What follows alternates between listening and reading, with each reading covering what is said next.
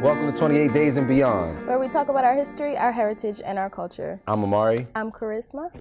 And here we are. Yes, here we are. What's going on? So. Yeah. So, right. I read something and it tickled me. You be reading? Yes. Just call me Elmo. So this was a letter.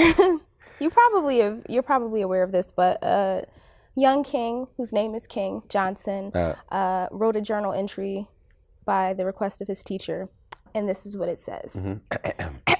Right. Today was not a good learning day. Blah, blah, blah, blah. I only wanted to hear you not talking.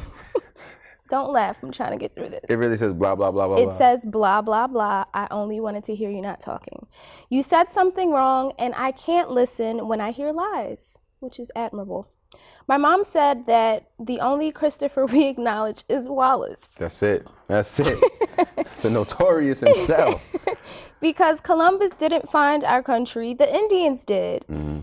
I like to have Columbus Day off, but I want you to not teach us lies. That is all. My question for the day is, how can white people teach Black history? Wow. Signed, King Johnson. And then the teacher responded by saying, King, I am very disappointed in your journal today. Of course. And King wrote, okay. That's it. Just okay. That's what's up. Like, you're entitled to your opinion. Yep. Okay. That's cool. That's very mature and responsible. So what are your thoughts on King? Oh, he's absolutely right. I mean, put a stamp on it, as you say. That's it. Put a stamp on it. I was so proud of him. Yeah. But why though? Why? Because for such a long time, and I think in our community in particular, you hear expressions and things where adults are telling kids like you're to be seen and not heard. Mm-hmm. You know, things like that where our kids are basically silenced or told not to challenge authority or not to challenge anything that an adult tells them. And that's not how I was raised. In my household, I was able to question what I wanted to. With respect, obviously. Right. My parents weren't crazy, and neither was I. But just this notion of being able to voice and challenge things that he thought weren't true, that went against what his parents told him. Certainly. I don't want to be told lies. Yeah. None of us do, King. Speak up. That's it. And he said it with his chest. He certainly did. And I mean, one of the things that was, you know, not even looking at the content, but the format. Yeah. They were full sentences.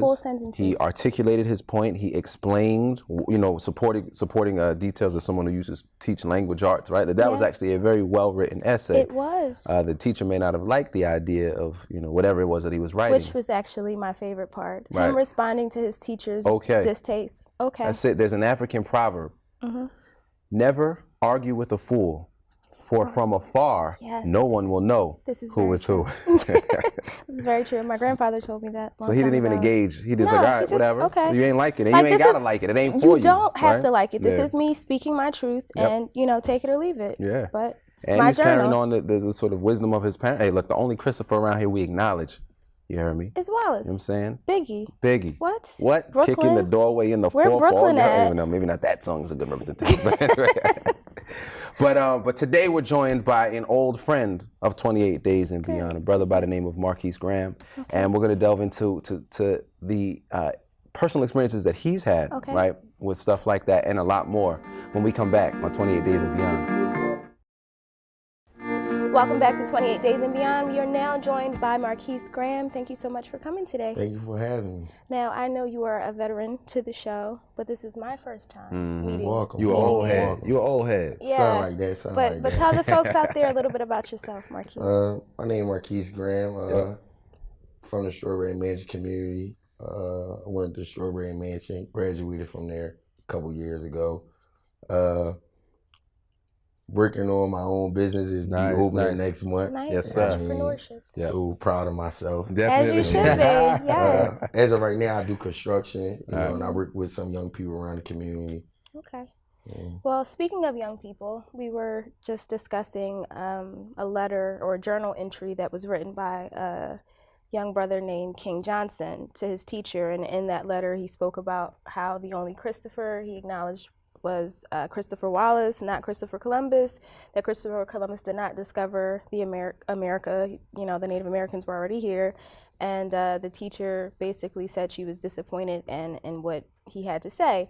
But we were kind of just talking about our thoughts on it, but we would love to hear what you have to say about that letter. Black teacher, white teacher. She's a white teacher. Yeah. I agree with him. Why?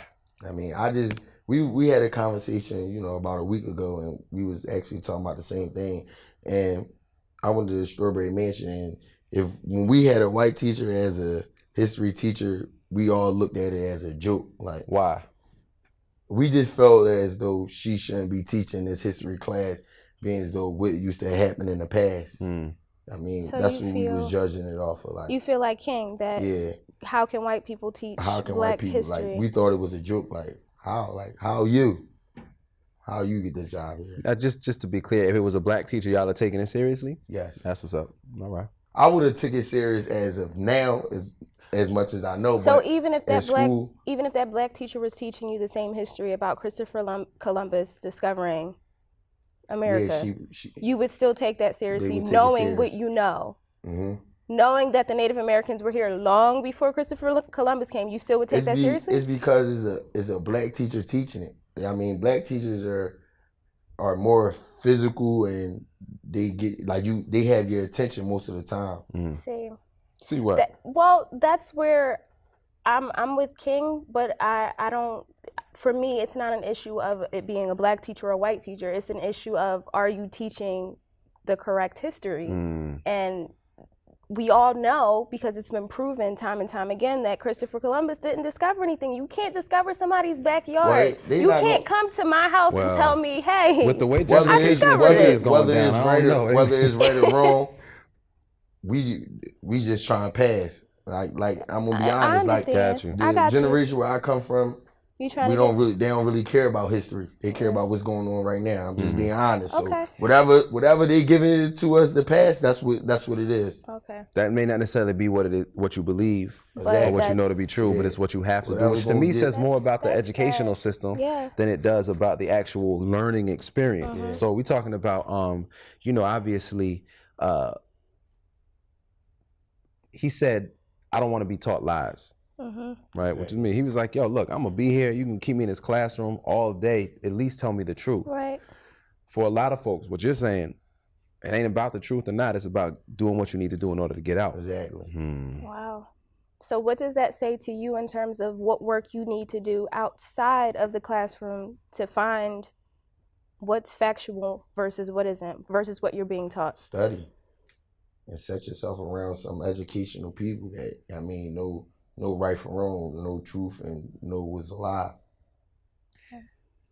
But drawing on your own experiences, how likely is it that your peers, right, the people who, maybe not now because you're a little bit older, but looking back on when you were in high school, were you really, were you people around you trying to really study and learn the true history of? No. We wasn't taught history. Word. It was come to class, get a packet, look in the book, the answers in the book, and you pass. That's it. The reason that I bring this up is because a lot of times I've worked in high schools, I've worked in several different educational environments, and let the mainstream media tell it, there's all these black kids, they're not interested in learning, but it's also about the school environment that is more concerned with babysitting or even in terms of governmental policy, teaching to the test. You got to make sure they test scores is here, there, and there. I worked at Strawberry Mansion. When you got to walk through a daggone security gate just to get in the school, they treat you like you a prisoner. What kind of response are the students going to have to that? Are they going to be like, all right, I went through all of that, now it's time for me to learn and take this seriously? Or are they going to sort of rise to the expectations that are set for them by the people who are viewing them and treating them as prisoners? Which are historically low. Which are historically low. But I want to pick up on this when we come back from the break, man. We'll have more on 28 Days and Beyond. Welcome back to 28 Days and Beyond. We're here with Marcquis Graham. Hey. So before the break, man, we were talking about, educational experiences. King Johnson's letter, he didn't want to be taught lies. But, it's more than just lies, it's also the school environment in general. What were some of your experiences that sort of made, the educational experience a little bit different? Having different teachers throughout the year, substitute teachers for every class. So no continuity. Teachers, putting us down, telling us, you're not going to be nothing in life.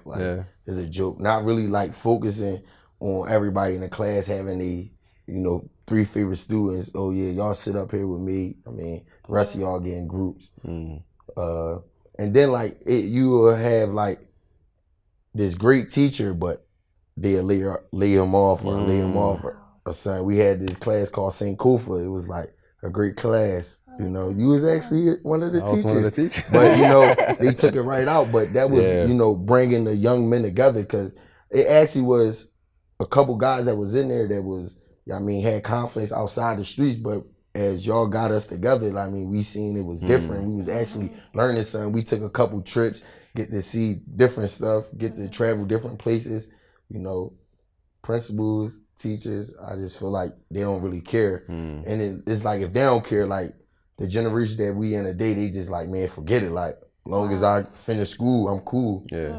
Well, one of our former guests actually spoke about St. Kofa and a documentary that was being done at Villanova where they went to Ghana for a couple of weeks to shoot, and this whole idea of, you know, identity and connecting back to Africa and our roots.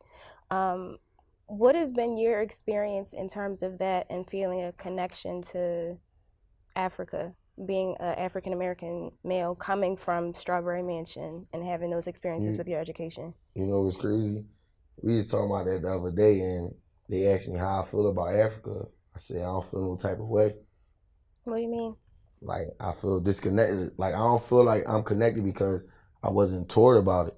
I mean, only thing I learned about Africa is what I seen, you know, like on social media, like trash and, you know, it's this nasty place. But they ain't got trash in North Philly though? No, but you know, I get what I'm saying. Like, the worst part of North Philly is the best part of Africa. That's what they Got you. I mean, I met with students and I seen some videos.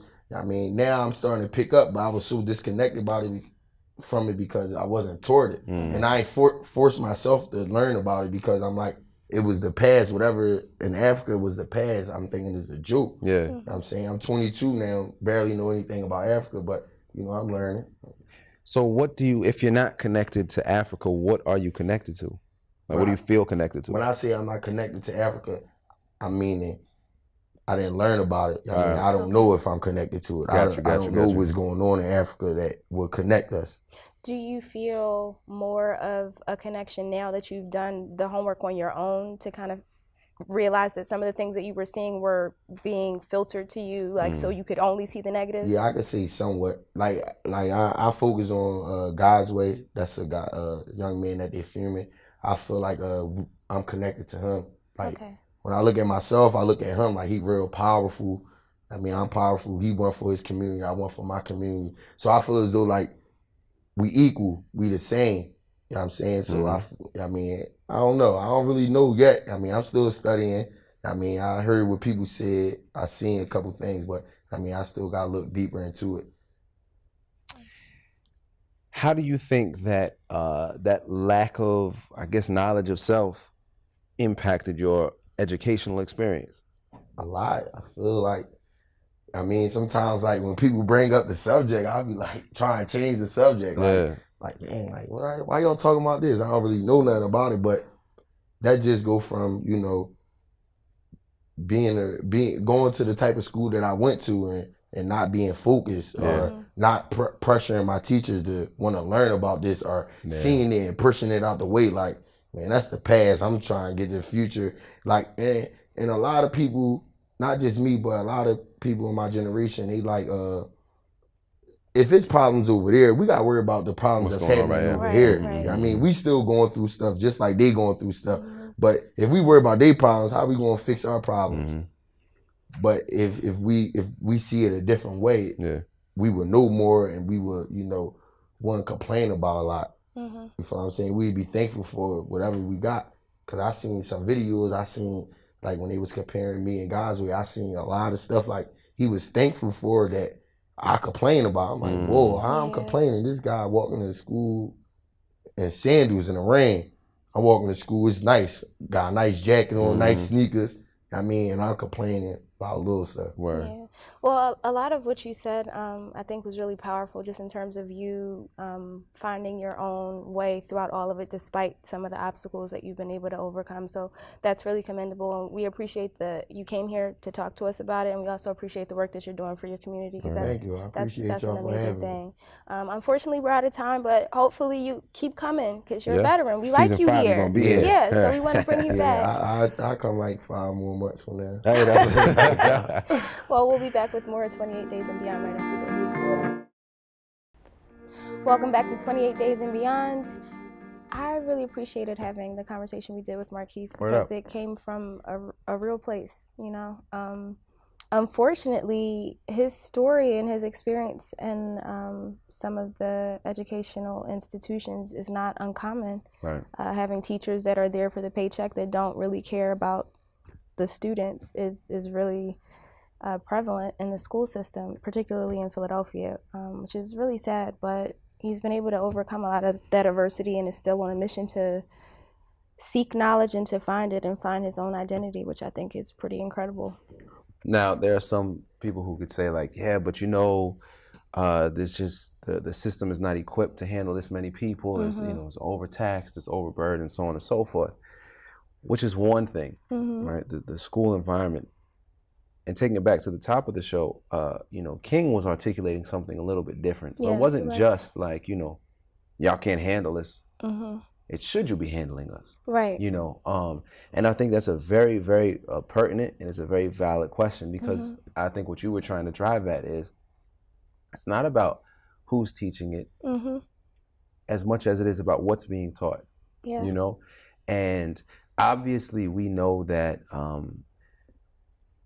education is really socialization. You're being socialized how to function in America. So they'll give, you know, I mean, if you look at the how schools play themselves out along class lines, right? Working class schools, they sit in rows. They call their teacher Mr. and Mrs. So-and-so. They, can I please go to the bathroom, whatever, right? They have tests and things like that. Whereas in more affluent areas, the schools are arranged where they sit in circles. They call their teacher by their first name. That was my experience. You know what I'm saying? Yeah, I went to a Quaker school, so it was teacher so-and-so. Exactly. And, you know, it was a lot looser in terms of structure, but still, I mean, one of the things that I loved even, you know, in high school was that we were allowed to pick our electives. Exactly. So as, you know, I was preparing to go to college, I was already used to that system of being responsible and being able to choose, you know, or take a huge part in my education and what I was choosing to learn. Yeah, you had certain classes that you had to take that fit into the curriculum, but you still had the option to take this class versus this one that fit whatever requirement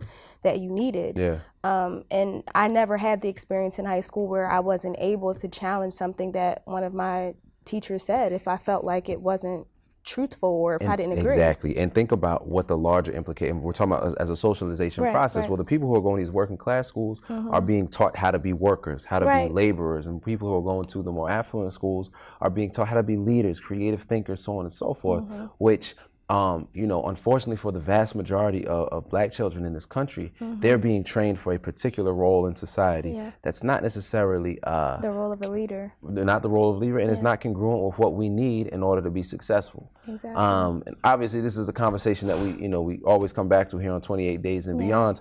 But that's all we got for today. Yes, that's all we have for today. So until next time, this has been 28 Days and Beyond, where we talk about our history, our heritage, and our culture. We'll see you next time.